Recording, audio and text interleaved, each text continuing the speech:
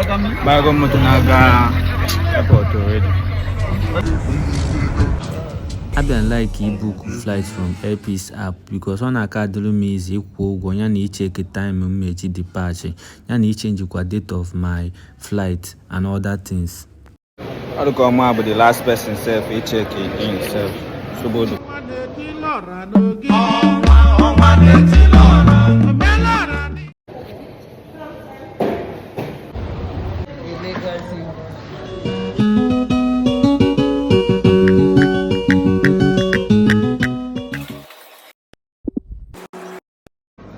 So I know some need check a plane because kai board is a plane at least. Kabuzi oge Airpeace land is ha obiabola is angry because I extended the time mobile. I will be the way arrange this.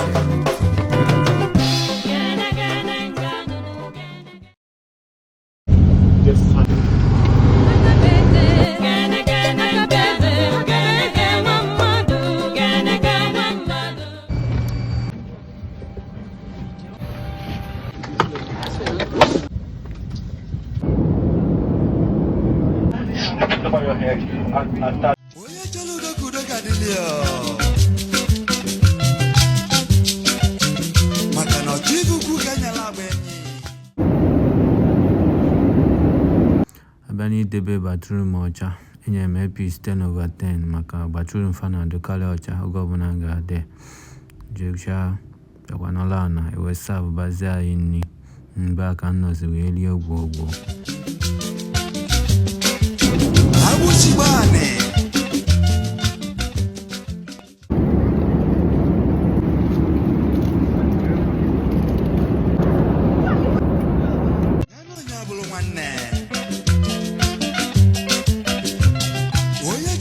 Abani serve ni Airpeace with the A1 nedi cha muji porridge baina jollof rice takwa sakwa salad ha dika takwa nya afafo ba mufu Airpeace onu ngodi nani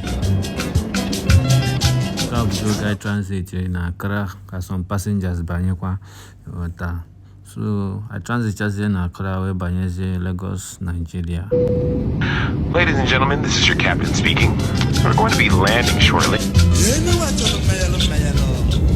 Now na they go na Mutama Mohammed Airport Lagos the cabin crew ne kwaza extra snacks or more enjoyment ka ga bayenzi ni airport so that immigration kaya stamp is in water I put it in a line.